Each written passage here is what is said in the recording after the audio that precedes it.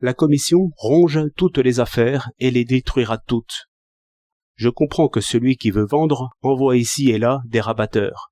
C'est un genre de dépense qu'il doit limiter, car cela multiplie l'espèce des intermédiaires, tant de fois maudite, qui ne produit rien et qui consomme. Or, chacun peut se nommer lui-même commissionnaire. On l'est quelquefois sans le vouloir. Chacun a entendu des récits dans le genre de celui-ci. Une jeune secrétaire se trouve seule dans un magasin où des automobiles sont exposées. C'est une heure vide, où l'on ne fait point d'affaires. Par hasard, il entre un homme fort riche, étourdi de ce qu'on lui a montré, malade d'irrésolution et peut-être timide. La secrétaire dit tout ce qu'elle sait. L'homme irrésolu ose se montrer ignorant et défiant, tel qu'il est. Pour la première fois peut-être, il a loisir d'observer, et il arrive à bien comprendre quelque chose. J'imagine, et vous pouvez imaginer de même, quelques circonstances qui s'ajoutent à d'autres et terminent l'irrésolution.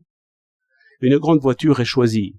La puissante marque, qui sait toujours tout, mande la secrétaire, bien étonnée, et lui remet la commission d'usage, qui fait peut-être 2 mois de salaire. La puissante marque a suivi en cela une règle tirée de l'expérience. Quand on paie bien l'intermédiaire, fût-il de rencontre, on se fait un allié. Mais surtout, si l'on ne paie point l'intermédiaire, on risque de se faire un ennemi, et fort dangereux.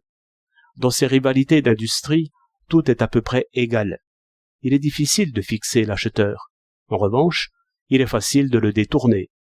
Le moindre mot, et tout à fait en l'air, y peut suffire. On dit que la publicité, par affiche ou autrement, a des effets certains. Je ne sais qu'en dire, car, par les efforts des agents de publicité, qui sont encore des conseilleurs, tout finit par être égal. En revanche, je comprends très bien ce qu'il en coûte si l'on refuse les offres d'un agent de publicité, car on peut prévoir à coup sûr une autre publicité, diffuse et détournante.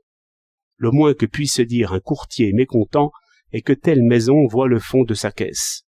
Chantage, dira-t-on, mais cela peut se faire sans mauvaise intention. Un intermédiaire qui a perdu une commission espérée se trouve mécontent et de bonne foi. Nul ne m'a dit ces choses, mais il n'est pas difficile de les deviner.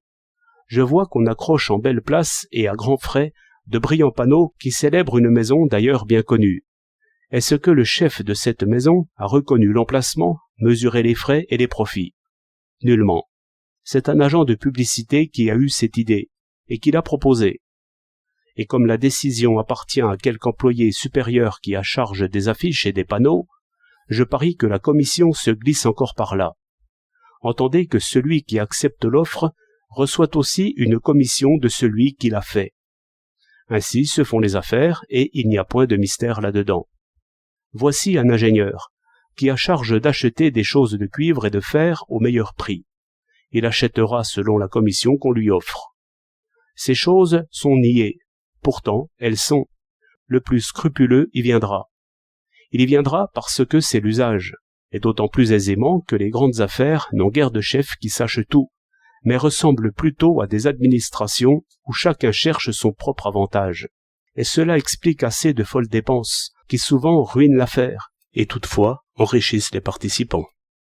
Je participe aux bénéfices, mais cette garantie n'en est pas une, car il se peut que j'aie avantage à diminuer les bénéfices si je gagne plus à organiser la dépense qu'à assurer le gain. Tel est le genre de calcul qui ronge toutes les affaires. Il y a peut-être un degré d'étendue et de complication à partir duquel les plus brillantes entreprises ne peuvent manquer de mourir. Et cela commence quand l'œil du maître n'a plus la claire perception de l'ensemble.